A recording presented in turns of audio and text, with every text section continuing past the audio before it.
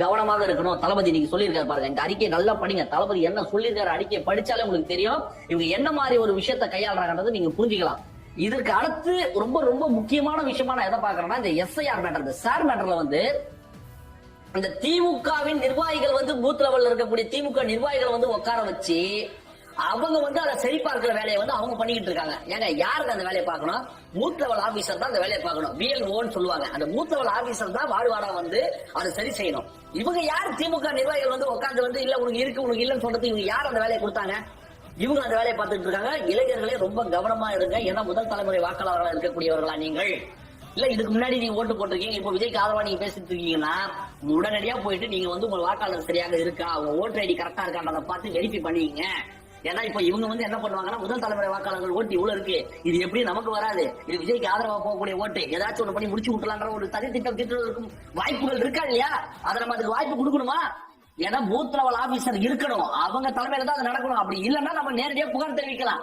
புரியுதுங்களா? இவங்க வந்து அந்த வேலையை பார்த்துட்டு இருக்காங்க. பல வீடியோக்கள் வந்துட்டு இருக்கு. உங்களுக்கு யார் அந்த வேலையை கொடுத்தாங்கன்னு கேட்டா அவங்க என்ன பார்த்து சொன்னாங்க, அதை போயிட்டு வரன்னு சொல்லியிருக்காங்க, சாப்பிட போயிருக்காங்க, கதை அழுதுகிட்டு இருக்காங்க. இவங்க ரொம்ப கவனமா இருங்க. வாக்குகள் வந்து திருடு போறதுக்கான வாய்ப்புகள் இருக்கு. உடனடியா நீங்க போயிட்டு அதை சரி பண்ணிக்கிட்டு நம்ம தளபதிக்கு ரொம்ப ரொம்ப கவனமா நம்ம வாக்கு செலுத்தணும். ஏன்னா இவங்க எந்தெந்த மாதிரியான சனி வேலைகள் செய்யறதுக்கும் தயங்க மாட்டார்கள்.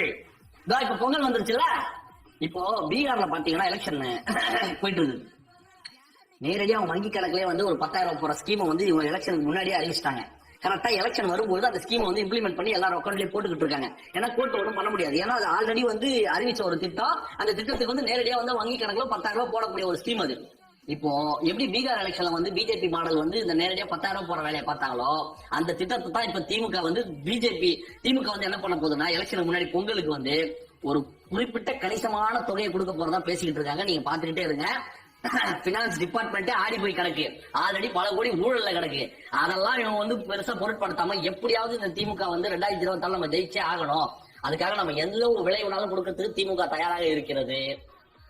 பொங்கல் பரிசாக மிகப்பெரிய தொகை கொடுக்கறதுக்கு திமுக திட்டம் தீட்டி இருக்கிறதாக ஒரு செய்தி வந்திருக்கு. ரொம்ப கவனமாக இருங்கள், விழிப்பாக இருங்கள். இந்த சேலை கரும்பு சக்கரை பணத்தை கொடுத்து நம்ம வாக்குகளை வாங்கும் வேலையை இந்த திமுக செய்கிறது. விக்கிற வேலையை நம்ம பார்க்கவே கூடாது. இவங்க 1000 பண்ணட்டும், என்ன வேணா செய்யட்டும், நம்ம தெளிவா இருக்கணும். ஆனா நீ என்ன வேணா பேசு, நீ என்ன வேணா பண்ணு, என் வாக்கு என் தலைவன் விஜய்க்கு.